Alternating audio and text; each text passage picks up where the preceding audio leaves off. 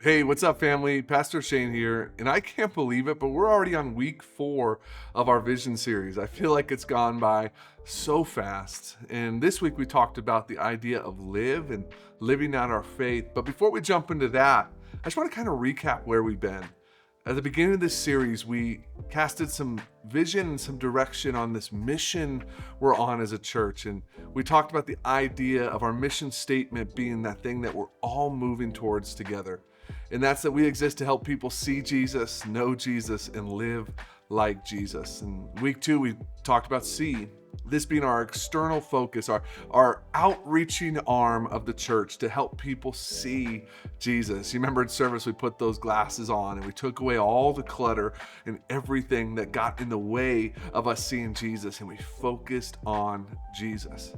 And then after that, we talked about know, this idea of knowing him, going from being a beginner in the faith to growing in our faith, taking next steps. And the Bible put it as going from an infant who needs milk to someone who can eat meat and grow up in our faith.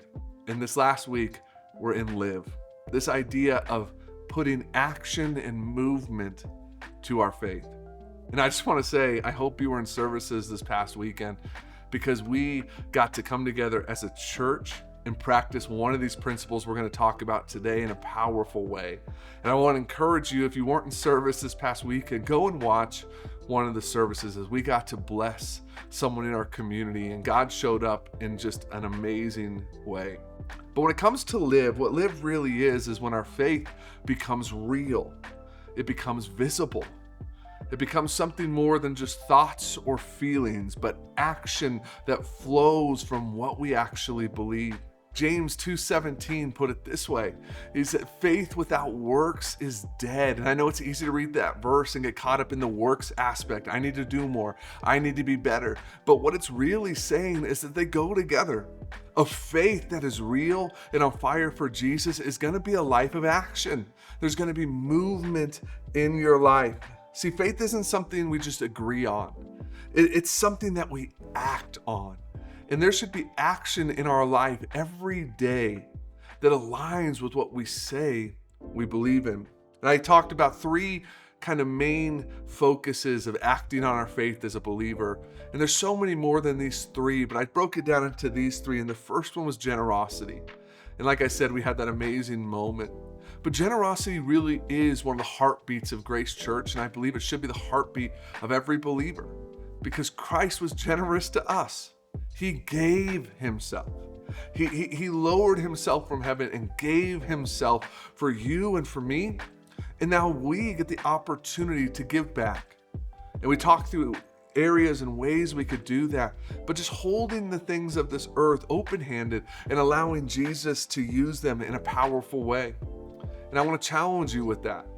If you're still one of those people who's holding on tight to the things of this world, you're missing out on the blessing of letting go. There's something miraculous when you learn to just let go of the things of this world and trust God, because he shows up in ways that blow your mind. He's done it in my life time and time again. Generosity changes us. It changes how we see the world. It changes how we walk out every day. And there's something I want to ask you, like, what is the first thought that runs through your mind when you hear the word generosity? If it's anything rather than excitement, I want to challenge you just to bring that to God and say, God, is there anything in me that's still holding on to the things of this world that it's time for me to be more open-handed with? Because I truly believe the more generosity we practice, the more freedom we find from the things of this world, the more joy we find in blessing others and being a part of what God is doing. The second thing we talked about was this idea of service, being someone who has a servant mindset. We read through some passages where it showed us how Jesus kind of set the stage for this. It said that Jesus, when he came from heaven, he didn't come to be served, but to serve. And that verse just wrecks me. If anybody deserved to be served, it's Jesus. But he chose to lower himself to the position of a servant. It reminds me when the story when Jesus is washing his disciples' feet. Do you ever think what it'd be like to be in that room and you know who Jesus is, but he's taking the time to serve and to wash your feet? If we believe that Jesus sets the bar for service, how much more should we be serving the people around us? Be plugged in, serving at the church, be a part of what's going on here. We talked about having eyes to see, hands that are ready to respond, and the willingness to invest our time when it comes to service. Talked about time being the most valuable asset we have. And when we invest our time in service to serve others, it's a form of worship. Challenge for you this week is to identify one place that you can take service to a new level. Maybe it's in the church, maybe it's in your home, maybe it's time for you to start serving your household in a different way, maybe it's in your community. But what's one area that you can just take service to another level? And then we talked about invitation. This last point here of being an inviter. Inviting people into the greatest life possible, which is a life in pursuit of Jesus. And we have opportunities every day to invite. I mean, you probably had multiple today that you didn't even know. I go through and I have moments in my day where I let things pass me by. And I'm not saying we have to live our life constantly like, hey, my name's this, you want to come to church? Hey, my name's this, you want to come to church? I'm just saying being willing to hear and respond when Jesus says, invite that person. Bring that person in. Be willing to respond.